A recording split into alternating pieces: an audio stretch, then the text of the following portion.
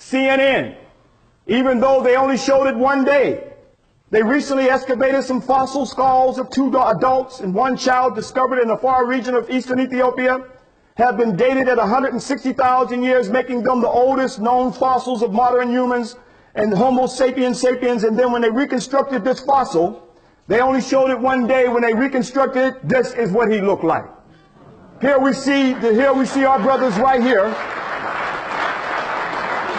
Adultu, who means the elder. So long before the Adam and Eve story that they're trying to put Adam and Steve on you today, African people were the first people on the planet Earth.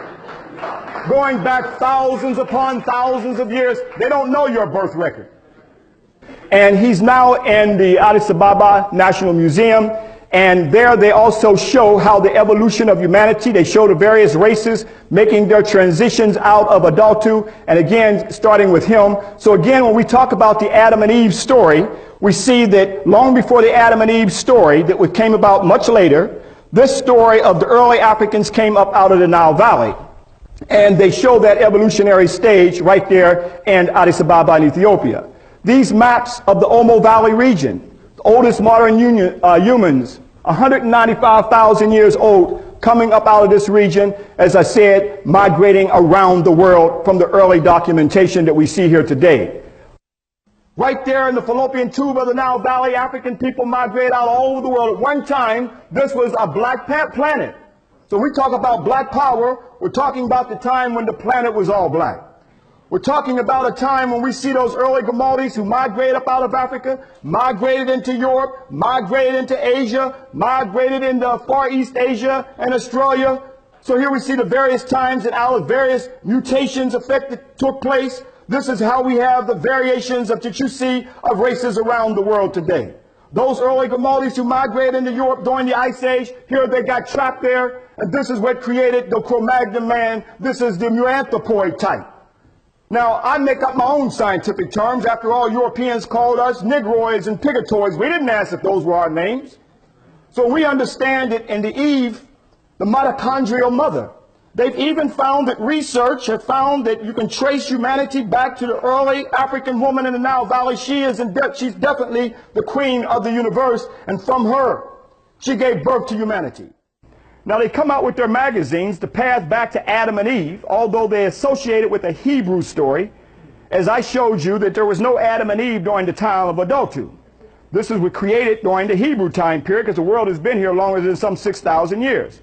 When scientists trace humanity's genetic roots back to their origins, all roads lead to Africa, they say.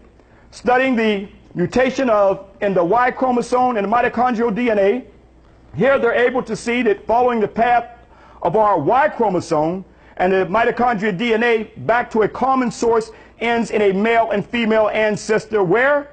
Right there in the Great Lakes region where our ancestors said on the Papyrus of Hunepher, we came from the beginning of the Nile where God happy dwelt at the foothill of the mountain of the moon, that being Kilimanjaro in Rwenzori. No Adam and Eve story. We also look at Genesis, which is a Greek word that means the beginning. And right there in the Tameter land, right there in the Kui land, known as the Spirit land, our ancestors came up out of the Nile, and even when we look at Genesis, it even speaks of and opens up with Ethiopia. And Genesis chapter 2, a river went out of Eden to water the garden.